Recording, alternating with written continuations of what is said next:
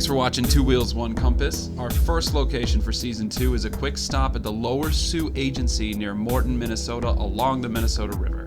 The Lower Sioux Agency was the site of the first organized attack of the Dakota War. So what are agencies and why is this important? In 1858, Minnesota became a state. Little Crow, the leader of many bands of Dakota in Minnesota, was summoned to Washington, D.C. to negotiate and enforce existing treaties. Instead, the northern half of the Sioux Reservation was lost, as well as the rights to the quarry at Pipestone, an extremely important holy site to the Siouan tribes of the Midwest. This was a huge blow to the Dakota.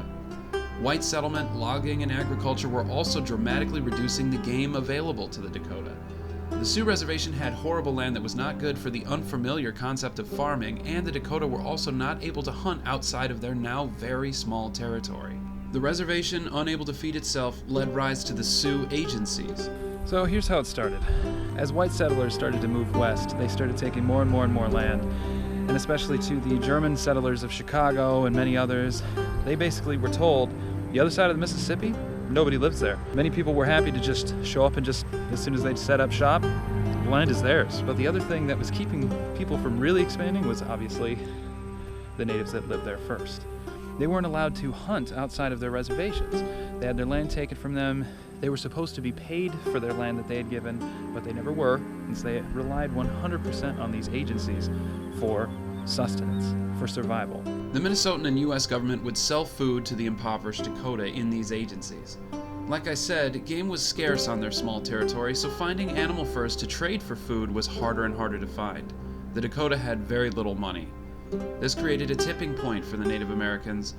They couldn't find the cash to trade for food, and they couldn't hunt. They would inevitably starve without action. The Civil War made that very difficult. Many of them started to either be given food on credit because they couldn't afford it because the prices were going astronomical due to the lack of actual supply because of the Civil War. Many of them were eventually cut off of their credit and unable to receive any food whatsoever.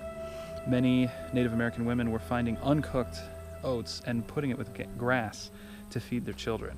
They were in famine conditions. So here's the situation. You're a native Dakota who was not paid for giving up the majority of your ancestral lands. Treaties took away half of your already small reserved territory and took your holy lands from you. Another race of people brings in thousands of families, all changing the landscape, hunting all the animals, and pushing you to the point of starvation. The new settlers throw you a bone and create these agencies, which are places you can buy food, but even then, you have very little to trade for it. So at the agency, a representative of the government traders, his name was Andrew Jackson Merrick.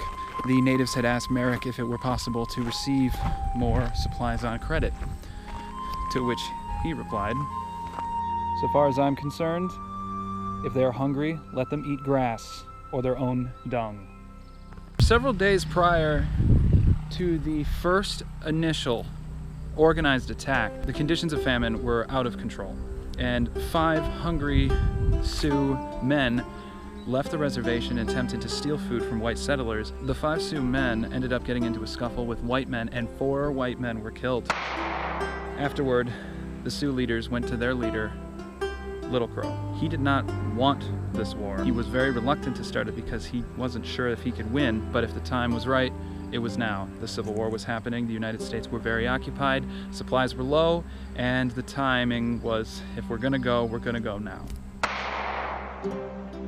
The first calculated attack was here.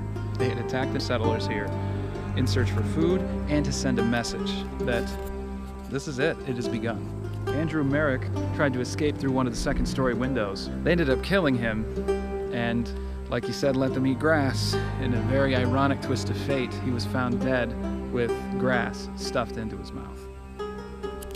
All of the buildings were burned at the Lower Sioux Agency, leaving only one building left.